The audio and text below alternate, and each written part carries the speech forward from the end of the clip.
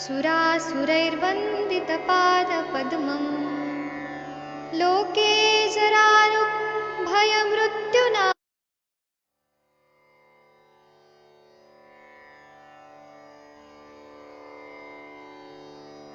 ॐ नमामि धन्वन्तरिमादिदेवम् सुरासुरैर्वन्दितपादपद्मम् लोके जरारुभयमृत्युनाशनम् दातारमीशं विविधौषधीनां शङ्खं चक्रं जलौकां दधतं मृतघटं चारुदोर्भिश्चतुर्भिः सूक्ष्मस्वच्छातिहृद्यं शुकपरिविलसन् मौलिमम्भोजनेत्रम् कालाम्भोदोज्ज्वलाङ्गं कटितटविलसच्चारुपीताम्बराढ्यं वन्दे धन्वन्तरीतं निखिलगदवन् प्रौढदावाग्निलीलं प्रौढदावाग्निलीलं प्रौढदावाग्निलीलम्।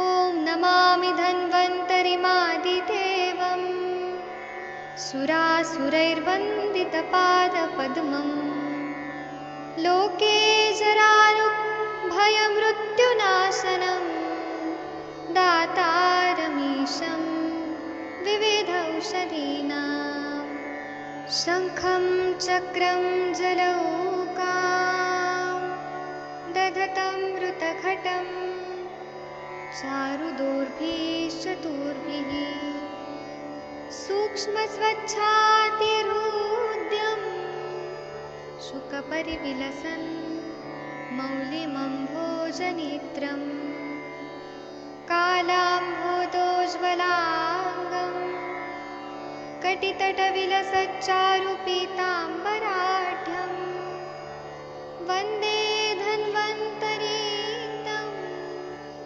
निखिलगदवन् प्रौढदावाग्निलीलं प्रौढदावाग्निलीलं प्रौढदावाग्निलीलम्।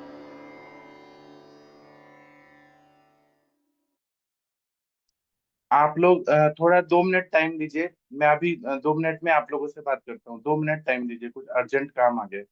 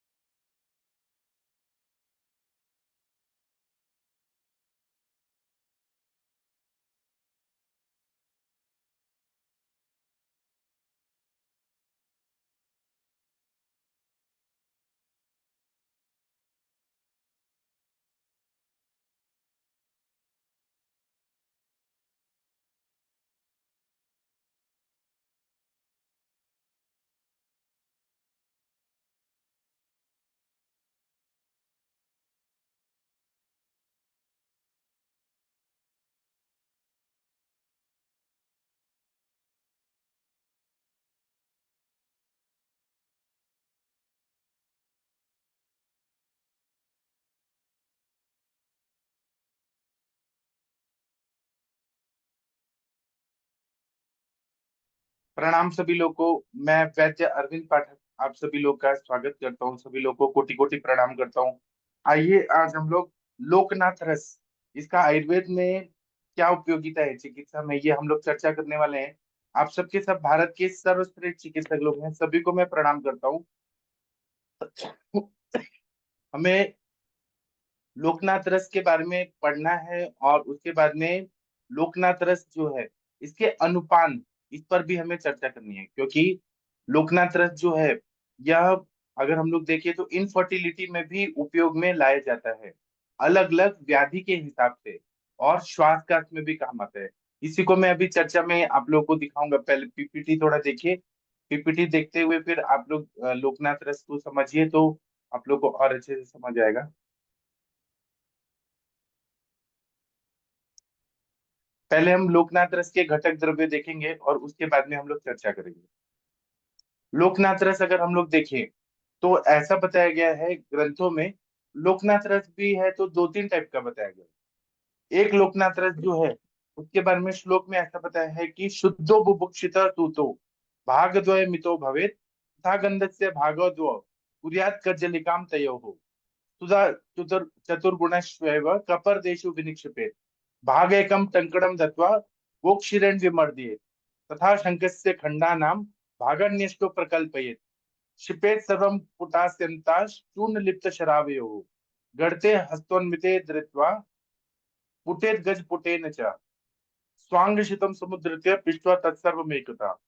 मतलब क्या करना है कि शुद्ध और बुभुक्षित जो पारद है वह दो भाग लेना है, गंधक दो भाग लेना है, और उनकी कज्जली करनी है अच्छे से। उसके बाद में जो कपर्दिका होती है वह लेनी है।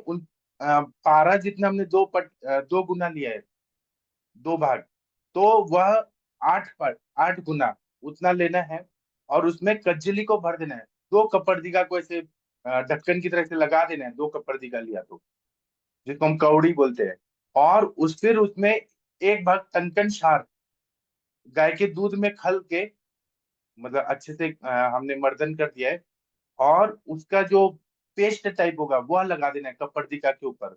जो टंकन क्षार है जिसको गाय के दूध की भावना दी है वो कपर्दिका के ऊपर कवर कर देना है, और उसमें फिर उसको कवर पूरा बंद कर देना है। किससे बंद किया? तो टंकन क्षार जिसमें गाय के दूध की भावना दी हुई है, ऐसा टंकन क्षार को कर दिया। कपर्दिका दो है, ऐसे हमने क्लोज कर दिया दो कपर्दिका। उसके बीच में क्या है? तो कज्जली है, पारागंधक की कज्जली है। फिर उसके बाद में हमें क्या करना है कि शंख के टुकड़े लेने हैं और उसको भी शुद्ध कर देना है। और वो शंख के टुकड़े जो है, छोटे छोटे पीसेज है शंख के टुकड़े, आठ भाग लेना है। और जो कपर्दिका जो हमने लिया है जिसमें टंकन क्षार का भावना ऊपर से कवरिंग है, और टंकन क्षार भी कैसे है? तो गाय के दूध की भावना वाला टंकन क्षार है। और कपर्दिका, दो कपर्दिका के बीच में क्या है? तो कज्जली है। इन सबको एक सराव में डाल के, और सराव भी है तो उसमें चूना डाल देना है पूरा, और फिर उसका संपुट बनाना है, सराव संपुट। और उसमें गड्ढा खोदना है, गजपुट जो होता है, ऐसे गजपुट में जो गोबर के उपले होते हैं, मराठी में ये बोलते हैं गौरम्ब्या, या फिर रान शेन का जो वो बनता है, या फिर उपले बोलते हैं हिंदी में, उसका हम जैसे पुट देते हैं वैसे पुट दे देना है। और उसके बाद में वो सराव संपुट को खोलना है, जो अंदर का भाग निकलेगा वो स्वांग शीत हो गया, तो उसको बारीक बारीक कूट के और खल कर देना है। तो इस तरह से ये पुट दिया हुआ लोकनाथ रस तैयार हो जाता है। अब ये जो जिसमें कज्जली है और टंकन क्षार वाला है, कपर्दिका वाला है, शंख के टुकड़े हैं, और इस तरह का जो द्रव्य बनता है ये लोकनाथ रस बनता है। तो ये रसकल्प है। यह एक बहुत ही वीर्यवान और तीव्र औषधि है, और कम प्रमाण में ही इसका प्रयोग करते हैं। तो कितना प्रमाण? तो 1/4 गुंजा, एक रत्ती का 1/4 भाग, उतना ही यूज करते हैं बहुत, क्योंकि वीर्यवान औषधि है बहुत ज्यादा। तो 1/4 रत्ती से एक गुंजा तक इसका प्रयोग करते हैं। इसके बारे में क्या बता रहे हैं कि षड गुज्जा संहिता चूर्ण में को त्रिंश दूषण घृतेन वातजे दद्यान्नवनीतेन पित्तजे शौद्रेन शिलेष्मजे दद्या अतिसारे शय तथा अरुचि ग्रहणी रोगे कार्श्ये मंदानले तथा काश्वासेषु गुल्मेषु लोकनाथ रसो हिता। मतलब जो टीबी होता है, क्षय के विषार जो बॉडी में आ जाते हैं कीटाणु, उससे उत्पन्न होने वाला जो गांठी गांठी होती है, लिम्फेडेनोपैथी होती है, या फिर ग्रंथियां उत्पन्न हो जाती हैं जो ट्यूबरकुलोसिस के इन्फेक्शन की वजह से होती है, उसमें लोकनाथ रस का प्रयोग करने से बहुत अच्छा फायदा होता है। अगर आप क्षय रोग में देखें तो राजमृगांक रस भी काम करता है, लेकिन लोकनाथ रस भेदन करके ग्रंथि का पाचन करता है। और जो गले में जो गांठी आ जाती है, ग्वाइटर हो जाता है, गलगंड हो जाता है, उसमें भी लोकनाथ रस का प्रयोग करने से फायदा होता है। क्षयजन्य संप्राप्ति, ट्यूबरकुलोसिस का जो है, उसमें भी लोकनाथ रस का बहुत प्रयोग अच्छे से होता है। इसी तरह से लोकनाथ रस का अगर हम लोग देखें तो अगर गांठी फूट जाए तो उसमें बहुत ज्यादा गांठी फूटना जो है, डिजॉल्व होना, वो काम बहुत ज्यादा इंपॉर्टेंट होता है। तो अगर फूट जाए तो वो जख्म बन जाएगा, लेकिन अंदर ही अंदर पच जाना, तो ये लोकनाथ रस पचा देता है, इसलिए इसका प्रयोग बहुत अच्छा होता है। और अगर हमें पित्ताधिक के रहा तो पित्तज्ञ हम लोग अनुपान के रूप में इसका प्रयोग करते हैं। पित्त के अनुपान जो है, जैसे कि दाड़िम का रस है, फिर उसके बाद में आंवला का रस है, गुलकंद है, आंवले का मुरब्बा है, जो पित्त शामक द्रव्य है, चंदन आदि पानक है, मृदुका का ये है पानी, शरबत है, मनुका का पानी है, ये सब हम देते हैं तो पित्त शामक औषधियों के साथ पित्त जन्य संप्राप्ति में बहुत अच्छा फायदा होता है। क्षय रोग में अगर उरेशत हो गया है तो दूसरा कोई दवाइयों का काम ज्यादा नहीं होता है। तो एलोपैथी के डॉक्टर जैसे डॉट्स की दवाइयां देते हैं, 4 एंटीबायोटिक्स दे देते हैं, 6 महीने का कोर्स कराते हैं, लेकिन वो सभी को सूट नहीं करते हैं। उससे लीवर में बहुत ज्यादा तकलीफ होती है और लीवर टॉक्सिसिटी भी होती है, गैस्ट्राइटिस होता है, पित्त का बहुत तकलीफ होता है, खाना पचता नहीं है, विदग्धा जीर्ण के लक्षण दिखते हैं एलोपैथी की दवाइयां लेने से, जो टीबी की है, एंटी ट्यूबरकुलिन जो दवाइयां हैं। लेकिन लोकनाथ रस से ऐसा कभी भी साइड इफेक्ट नहीं होता है। कफ दोष अगर प्राधान्यता रहे और जाड्यता रहे, खांसी आ रही है, बहुत ज्यादा अरुचि हो रही है, अग्निमंद हो रहा है, प्रसेक हो रहा है, कंठोध्वंस हो रहा है, और पूरा सर में जड़ता आ रही है, शिरो गौरव हो रहा है, कफ के सिम्टम दिख रहे हैं, तो लोकनाथ रस का कार्य बहुत ही अच्छा होता है, क्योंकि ये कफ शामक है। इसी तरह से पुराना अतिसार अगर है तो उसमें बहुत ज्यादा अगर मल प्रवृत्ति हो रही है और म्यूकस भी आ रहा है, ऐसे कंडीशन में, और अतिसार के साथ अरुचि है, अग्निमंदता है, ग्रहणी रोग है, और खाने की इच्छा नहीं हो रही है, अरुचि है, अश्रद्धा है, अनन्नाभिलाषा है, अस्त व्यस्त है, अरोचक है, और थोड़ा भी अन्न खा लिया तो पेट एकदम फूल जाता है, ऐसा कंडीशन होता है, और नाखून सफेद हो जाते हैं, खून की कमी हो जाती है अतिसार के वजह से, तो ऐसे में लोकनाथ रस का प्रयोग करने से उत्तम दीपन पाचन कार्य करता है, और अग्नि को भी प्रदीप्त कर देता है, और अतिसार को भी रोक देता है, क्योंकि इसमें कपर्दिका डाला हुआ है और शंख भस्म डाला हुआ है। तो ये फूड को, जो हम बोलते हैं कि समान वायु का क्या कार्य है, अन्नम ग्रहणाति पचति विवेचयति मुंचति च, तो अन्न का ग्रहण और विवेचन, मुंचन और एब्सॉर्प्शन, ये कपर्दिका के वजह से बहुत अच्छा होने लगता है। कपर्दिका से बनाया हुआ ये लोकनाथ रस है, बीच में कज्जली डाला हुआ है, ऊपर से टंकन क्षार का लेप लगा के, और हम लोग शंख के भी शुद्ध शंख का भी टुकड़े का हम लोग प्रयोग करते हैं। तो शंख और कपर्दिका है, अब्जॉर्प्शन बढ़ाते हैं। पक्वाशय में जो भी अब्जॉर्प्शन है अन्न आहार रस का, उसको पका के अच्छे से अब्जॉर्प्शन होना, इसीलिए अतिसार में इसका प्रयोग करते हैं तो बहुत अच्छा फायदा होता है। जहाँ पे आमज ग्रहणी रहती है, आम युक्त ग्रहणी रहती है, या संग्रहणी रहती है, तो वहां पे बहुत अगर अन्न बहुत दिनों से जमा रहा, तो वहां पे जब मल प्रवृत्ति होगी तो बहुत गंदा स्मेल आता है और दुर्गंधी आता है, पूर्ण ग्रंथि जैसा होता है, शौच को बहुत बार जाना पड़ता है और बार बार आता है, और थोड़ा थोड़ा ही मल निकलता है। आमज ग्रहणी, ऐसा सोचिए आम युक्त ग्रहणी है।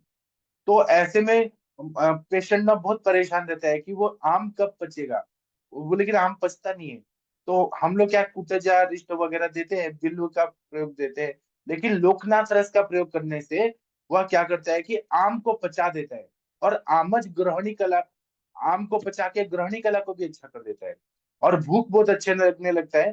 तब ऐसे कंडीशन में लोकनाथ रस का प्रयोग आम युक्त ग्रहणी में बहुत अच्छा होता है। अगर लीवर में एब्सेस हो गया है, या किडनी में एब्सेस हो गया है, और अपक्वावस्था है या पच्यमान अवस्था है, जब एब्सेस है, तो ऐसे में या फिर पच्यमान अवस्था है तो भी या बाह्य विद्युत है उसमें भी लोकनाथ रस का प्रयोग करना है। हाँ, लेकिन किडनी के पेशेंट को देना है तो पारागंधक की कजली अच्छी बनी कि नहीं वो देखना पड़ता है। अगर वो अच्छी बनी है और उसमें निश्चंद्रिका वगैरह नहीं दिख रहा है और एकदम अच्छी बनी है, तब हम इसको किडनी पेशेंट में भी दे सकते हैं। अगर अच्छी नहीं बनी है तो नहीं देना चाहिए। किडनी पेशेंट को देने में थोड़ा वो रखना चाहिए। लेकिन यकृत विद्युत हो गया बाह्य विद्युत में इसका प्रयोग करने से पूरी तरह से वो पचा देते हैं, उसको ठीक कर देते हैं। कफज अग्नि मान्यता जब रहती है तब पेट में बहुत ज्यादा प्रेशर पड़ता है, बहुत ज्यादा पेट जड़ हो जाता है। उसके बाद पेट में बहुत तरह से हम ऐसे कुछ चिपका हुआ है ऐसा फील होता है। पेट साफ नहीं होता है और आधमान होता है, आटोप होता है, अनाह होता है, ऐसे कंडीशन होते हैं। और पेशेंट को ना बहुत ज्यादा खट्टा चीज खाने की इच्छा होती है, मिर्ची मसाला खाने की इच्छा होती है। तो ऐसे में लोकनाथ रस का प्रयोग करने से पूरी तरह से कफज अग्नि मान्यता है वह ठीक हो जाता है। उसी तरह से कफज कास है, कफज श्वास है, उसमें बहुत ज्यादा ऐसा बलगम निकलता है, बहुत कफ दुर्गंधित बलगम, स्त्यान कफ कभी कभी चिपका रहता है, कभी कभी थोड़ा थोड़ा निकलता है। ऐसे में और क्या है, कफ के वजह से बार बार खांसी आती है और एक बार खांसे और खांसी का वेग शुरू हुआ तो थकावट बहुत ज्यादा आती है, सर दर्द बहुत ज्यादा होता है और ऐसा लगता है कि खांसी पूरा कंजेशन है बहुत ज्यादा। तो ऐसे में लोकनाथ रस का प्रयोग काश और श्वास जो कफ युक्त ज्यादा है उसमें देने से बहुत अच्छा फायदा। उसी तरह से गुल्म का जो संप्राप्ति होता है वो भी कफज गुल्म अगर रहा तो उसमें भी उल्टी आने जैसा फील होता है, जी मिचलाता है, हुरलास होता है, उल्टी आता है, जड़पना होता है और कफ के सारे सिम्टम्स दिखते हैं, प्रसेक होता है, श्वासकाट होता है, सर्दी प्रतिशाय होता है, सर्दी होता है। ऐसे कफज गुल्म में लोकनाथ रस का प्रयोग करने से बहुत अच्छा फायदा होता है। उसी तरह से अगर तुतिका ज्वर है और कोई विष जन्य मतलब इन्फेक्शन हो गया है तुतिका ज्वर में, उसमें भी इसका प्रयोग करने से बहुत अच्छा फायदा होता है। और उसी तरह से लोकनाथ रस का प्रयोग करने से गायनेक प्रैक्टिस में ओवल्यूशन बहुत अच्छा से होता है। लोग ओवल्यूशन के लिए चित्रकादि वटी, लक्षुनादि वटी का प्रयोग करते हैं। लेकिन मैंने जो परंपरा से सीखा है वहां पे लोकनाथ रस का प्रयोग करने से जो फॉलिकल्स है उसका जो बनने का प्रोसेस है, graphene follicle, immature follicle, mature follicle, फिर एग बनना और एग रप्चर होके बाहर निकलना, फेलोपियन ट्यूब में जाना, ये प्रोसेस जो है वह लोकनाथ रस से बहुत अच्छा से हो जाता है। या लोकनाथ रथ जो है ना वो स्टिमुलेशन भी बहुत अच्छे से देता है और एब्सॉर्प्शन जहाँ पे चाहिए हमें, ग्रहणी कला में भी एब्सॉर्प्शन चाहिए, ग्रहणी कला को अच्छा करना है, आम का पचन करना है, वहां पे बहुत अच्छा काम है। इसी तरह से अगर त्वचा रोग है, त्वचा रोग में बहुत ज्यादा मेडिसिन जा नहीं रही है और त्वचा बहुत खराब हो गई, कुष्ठ रोग में या त्वचा रोग है, वहां पे बहुत ज्यादा खुजली आ रही है और ऐसा हो रहा है कि बहुत ज्यादा क्लेद जो है या स्त्रोतोरोध है उसकी वजह से मेडिसिन पहुंच नहीं रही है, तो सूक्ष्म गामित्व कोई मेडिसिन चाहिए, तब लोकनाथ रस का प्रयोग करने से वह एब्सॉर्प्शन को बढ़ा देता है और मेडिसिन जल्दी जल्दी और दूसरी हम व्याधि प्रतिरोधक दवाइयां देते हैं उसके साथ में लोकनाथ रस का प्रयोग करते हैं तो कुष्ठ में जल्दी जल्दी ठीक होने लगता है। तो इसका गामित्व के रूप में और एब्सॉर्प्शन के रूप में अगर देखा जाए तो बहुत ज्यादा उपयोग होता है।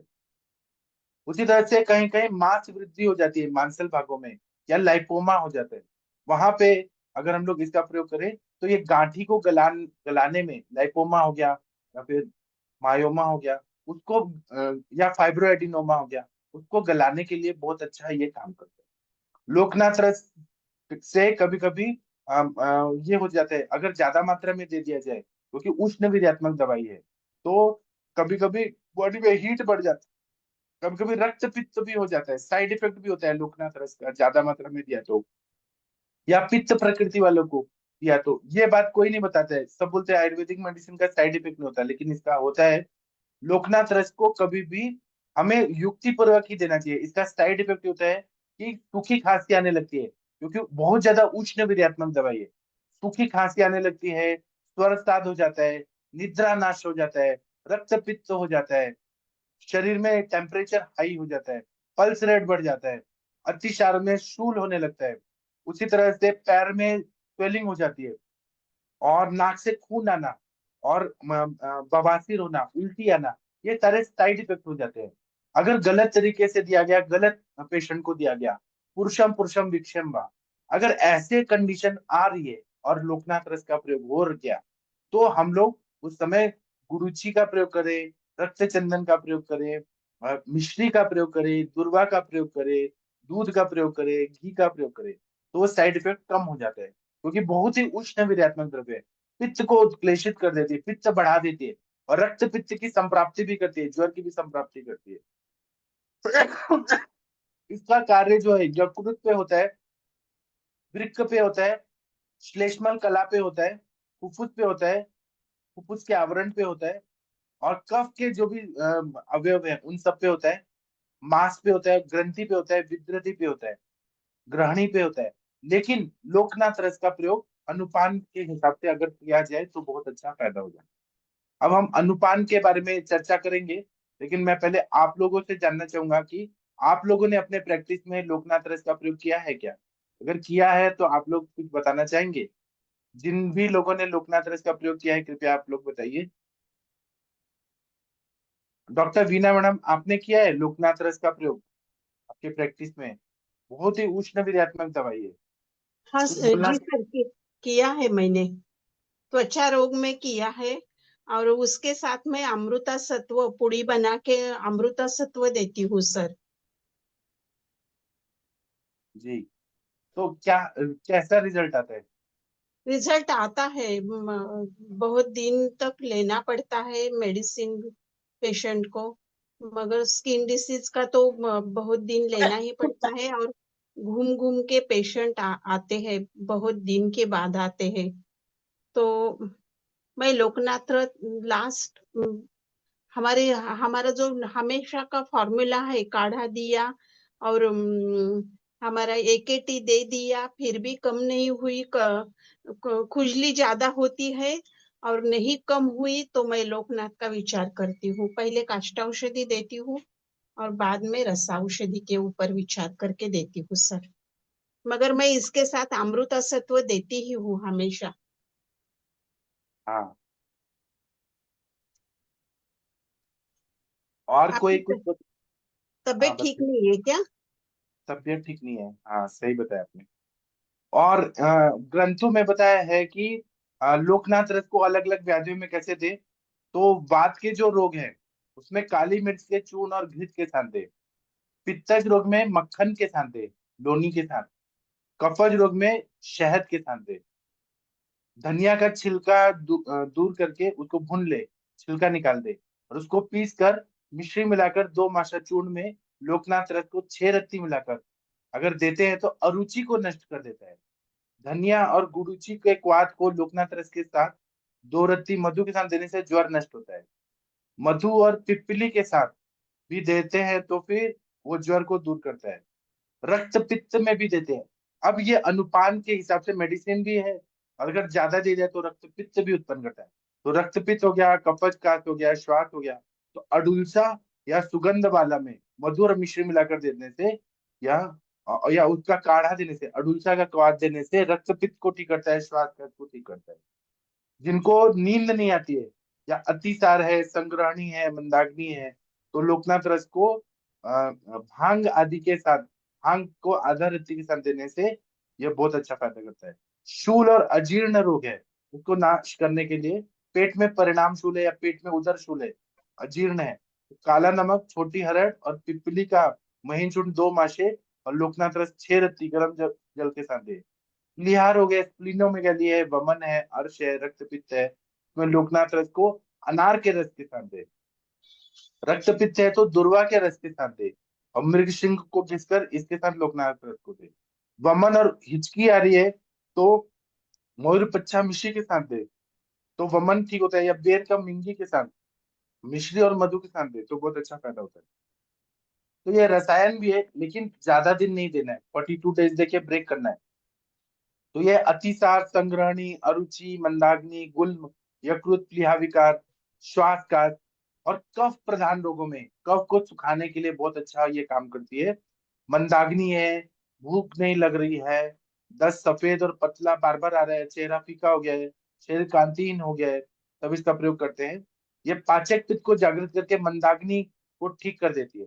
अन्न का पचन अच्छे से होने लगता है, आंतों को बल देता है, एब्जॉर्प्शन शक्ति बढ़ जाती है, ग्राही कार्य अच्छा करती है, दस्त की मात्रा कम होकर रस रक्त आदि की वृद्धि होती है, शरीर कांतिमान होते जाता है। और कफ प्रकोप की वजह से कभी कभी फुफ्फुस में शिथिलता आ जाती है, जो लंग्स है वो अच्छे काम नहीं कर पाते हैं तब, और साथ में मंदाग्नि होती है, अन्न में अरुचि होती है, जी मिचलाना होता है, गला भारी होता है। ऐसे में लोकनाथ रस का प्रयोग करने से बहुत अच्छा फायदा होता है। कभी कभी प्रकोपित क्लेदक कफ बहुत बढ़ गया और मंदाग्नि हो गई, आम का संचय होने लगा, आंतें कमजोर पड़ गई, पतले दस्त आ रहे हैं, तो दुर्गंध युक्त और मिला हुआ कफ युक्त अगर मल प्रवृत्ति हो रही है, उसमें भी लोकनाथ रस का प्रयोग करने से बहुत अच्छा फायदा होता है। उसी तरह से ग्रंथिक रोग है, ग्रंथिक क्षय है, ट्यूबरकुलोसिस है, ग्रंथिक सन्निपात है, या फिर कैंसर है, बिनाइन ट्यूमर है, या कैंसरस ट्यूमर है, उसमें लोकनाथ रस का, या पेट में गांठें हो गई है और ज्वर भी आ रहा है, तो हर तरह के गांठ को इसको देने, लेकिन पित्ताधिक्य है तो वो हमें अनुपान के हिसाब से अनुपान बदल के देना है। इस तरह से प्रस्तुता स्त्रियों में कफ बढ़ जाने से, खांसी जुकाम मंदाग्नि अरुचि जब है, ज्वर है, तो लोकनाथ रस देने से बहुत अच्छा फायदा होता है। कैंसर में हमारे सर देते हैं, कैंसर में इसका प्रयोग करने से बहुत अच्छा फायदा होता है। आप लोग कुछ बोलना चाहते हैं तो बोलिए प्लीज, लोकनाथ रस के बारे में। आदरणीय गंगवार सर, बीना मैडम बोलना चाहेंगी? हाँ सर, कफज ग्रहणी में भी मैं यूज करती हूँ, कफज ग्रहणी में लोकनाथ रस। अच्छा, कफज ग्रहणी में यूज करती है, बहुत ही वीर्यवान औषधि है, लेकिन ये है कि इसको युक्ति पूर्वक ही प्रयोग करना चाहिए। आप लोग के स्क्रीन में दिख रहा है, जो हम अनुपान वाला चीजें पढ़ रहे थे, तो मुझे अनुपान ही बताना था, लेकिन मैंने सोचा पहले लोकनाथ रस पढ़ा दूं फिर अनुपान बताऊं। सर ये रक्तज प्रवाहिका में नहीं चलेगा ना? नहीं, बिल्कुल नहीं। पित्त, हाँ, पित्त पित्तातिसार प्रधान। रक्त प्रवाहिका में, पित्त वाली बीमारियों में नहीं चलेगा। कंकन क्षार है ना, हाँ, कंकन क्षार को भी मृदु बनाया है गाय के दूध की भावना देकर, और कज्जली है, स्ट्रांग दवाई है, उसमें नहीं चलेगा। पित्तज रक्तज अतिसार में, रक्तज प्रवाहिका में नहीं चलेगा, रक्तार्थ में नहीं चलेगा। चलिए हम लोग ये देखते हैं कि लोकनाथ रस का अनुपान क्या बताए। अरुचो निस्तुषम धान्यम घृत दुष्टम शर्करम दद्या तथा जुरे धान्यम गुड़ची क्वाथम आहर। इतना बढ़िया ये दवाई बताए कि लोकनाथ रस के अनुपानों का वर्णन करते हैं। लोकनाथ रस को अरुचि रोग में निस्तुष धान्य छिले हुए धनियों को घी में भूनकर उसमें शक्कर मिलाकर उसके साथ दे, जो हम लोग पंजीरी टाइप बनाते हैं ना धनिया का, उस टाइप पे धनिया को ऐसे भून के मिश्री डाल के उसके साथ दे, जो हम पूजा में करते हैं, सत्यनारायण की पूजा में हम लोग वो पंजीरी बनाते हैं। ज्वर में धनिया और गुरुची के स्वाद के साथ देना है। और उशिर वातक क्वाथम दद्यात् मधु शर्करम रक्त पित्ते कफे श्वासे कासे स्वर संशय।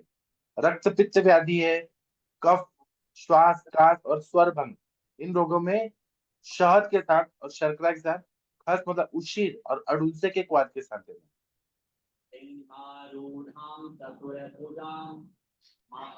सर। हाँ हाँ सर, बोलिए सर। हरिहर सर आपका म्यूट हो गया गलती से। Doctor Harihar sir, sir unmute आती करिए। है आवाज? हाँ सर बताइए। सर वो यकृत प्लीहा पर काम करता है नहीं, इसलिए ब्लड कैंसर में भी उसको दिया जाता है सर।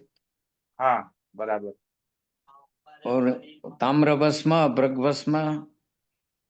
के साथ लोकनाथ रस और हीरक भस्म दिया जाता है ऐसा, और उसका कैंसर रिजल्ट में अच्छा भी आता है दिया बढ़िया, जाता है। क्योंकि बराबर। वो इनसे रक्त कण की वृद्धि होती है, जी और ब्लड कैंसर में इससे फायदा भी होता है सर। जी, सही बताया आपने। सर आपके उधर मंत्र चल रहा है क्या? हाँ सर, उसकी आवाज आती होगी थोड़ा।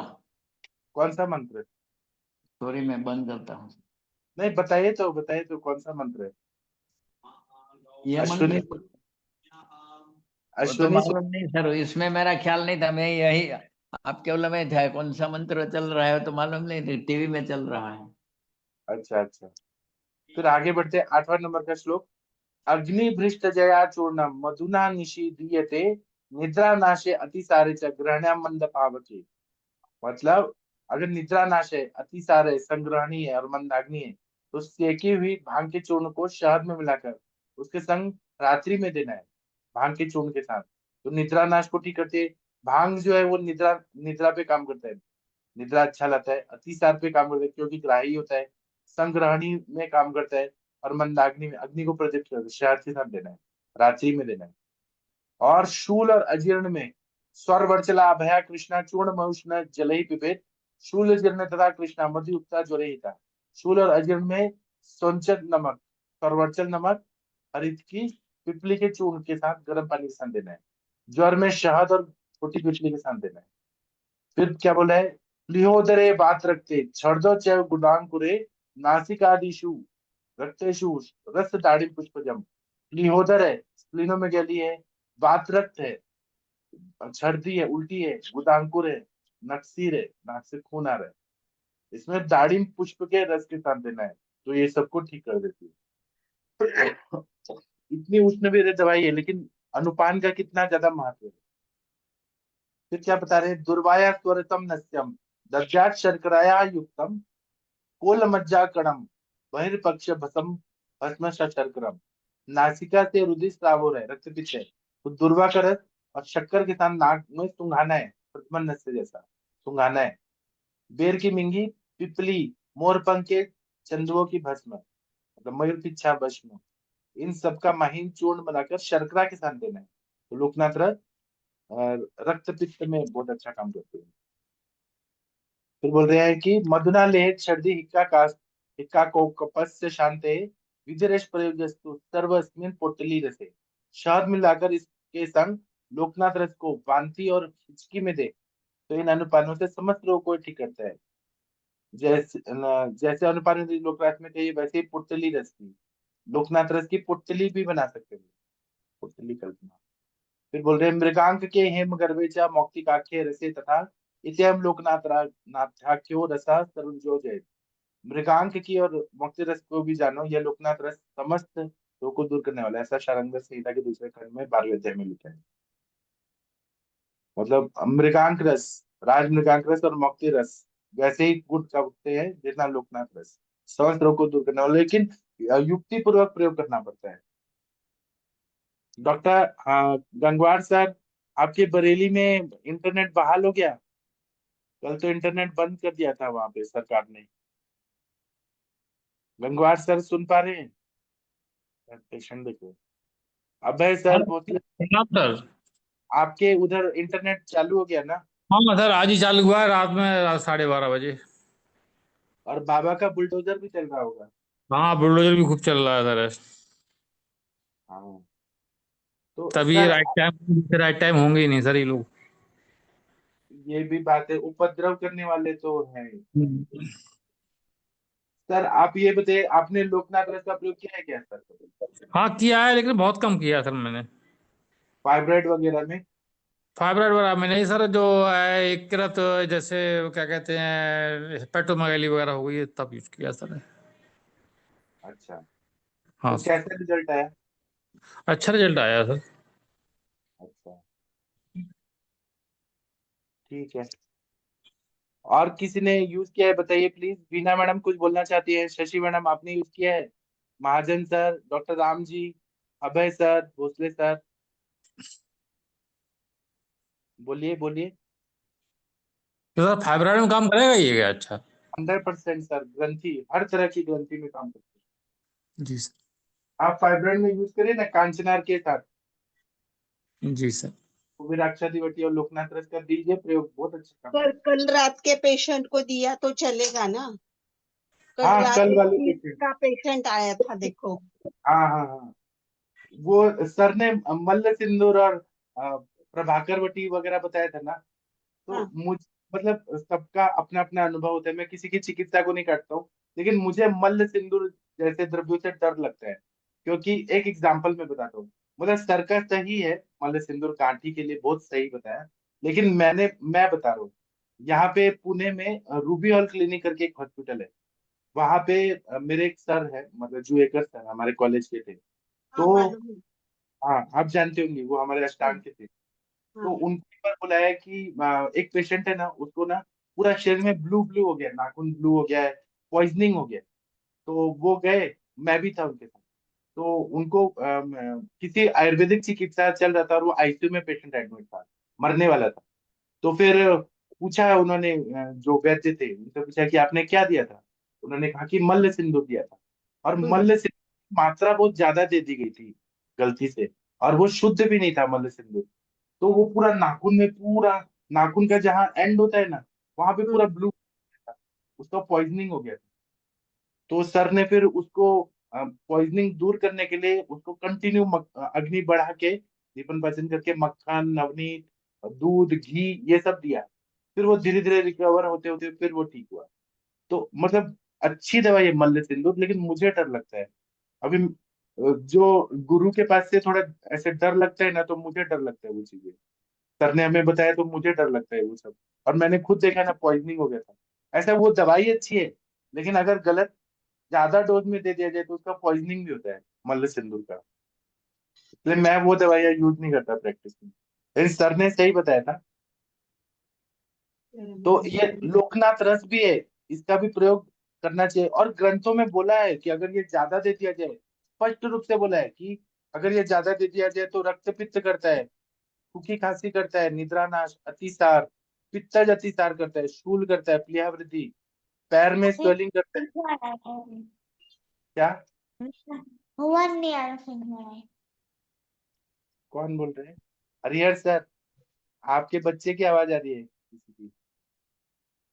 हाँ, तो ये साइड इफेक्ट भी करता है। तो ऐसे जो द्रव्य बताते हैं ना कि उष्ण वीर्यात्मक है, बहुत हाई पोटेंसी के ड्रग है, उनको थोड़ा ध्यान से देना चाहिए। ऐसे मल्ल सिंदूर हमारे सर बताते हैं, जमदग्नि सर, कि मल्ल सिंदूर को कभी भी प्रेगनेंसी में नहीं देना चाहिए। वो नहीं तो वो प्लासेंटा के थ्रू अंदर चला जाता है, या फिर उसमें थोड़ा ध्यान से देना चाहिए प्रेगनेंसी में, या नहीं देना चाहिए। कुछ कुछ ड्रग जो है वो प्रेगनेंसी में अलाउड नहीं होते। तो ऐसे ही लोकनाथ रस को स्तुतिका में दे, स्तुतिका ज्वर में दे, लेकिन प्रेगनेंसी में ना दे, क्योंकि बहुत उष्ण वीर्यात्मक और हाई पोटेंट ऐसा दवाई है ये। बराबर है ना बीना मैडम? करेक्ट है। सर आप अभी नेक्स्ट लेक्चर एक प्रताप लंकेश्वर भी करिए ना। हाँ, ठीक है। और आपकी तबीयत अच्छी होने के बाद स्पाइन डिसऑर्डर पर। ठीक है। और मैं ये बोलना चाहता हूँ कि आज 30 तारीख है, तो ये बंद हो जाएगा। अभी मुझे जून का फिर नया लेना है सब्सक्रिप्शन कल के लिए। हाँ, तो आप लोग जो देंगे उसी से चलता है। तो आप लोग जो जो देंगे उससे आगे बढ़ेंगे हम लोग। ठीक है। तो जो लोग तो ग्रुप में ज्वाइन हो गए अक्टूबर में, वो आप लोग का स्वागत है।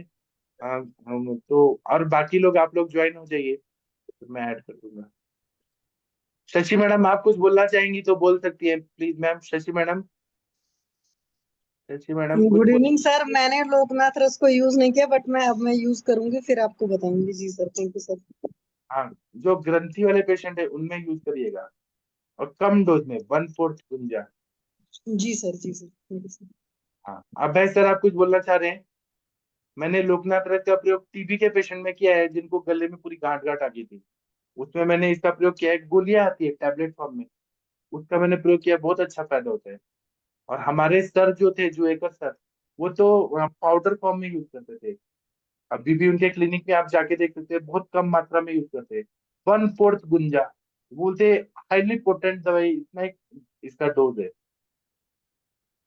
मगर जब कपष्टी बने उरक्षत में तो नहीं हाँ, दे सकेंगे ना लोकनाथ रस। पूरा शत है और रक्त हाँ, पित्त जैसा संप्राप्ति है, तब नहीं देंगे। लेकिन अगर पूरा शत नहीं है और केवल कफज कास है, श्वास है, तब देंगे। अच्छा कफज में। और हाँ, वासागृत के साथ दिया तो चलेगा, वासागृत। अनुपान। हाँ हाँ, कोई प्रोटेक्शन के लिए कुछ दे रहे हैं तो कोई प्रॉब्लम नहीं। पूरा शत में तो लाक्षादि घृत देते हैं, फिर सर्पी गुड़ वगैरह बताए ना, वो सब देते हैं। हाँ सर्पी गुड़ हाँ।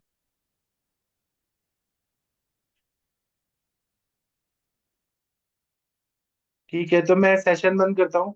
अब हम 9 बजे मिलेंगे, फिर क्लिनिकल संभाषण शुरू करते हैं। थैंक यू, प्रणाम सभी लोग को, फिर मिलते हैं।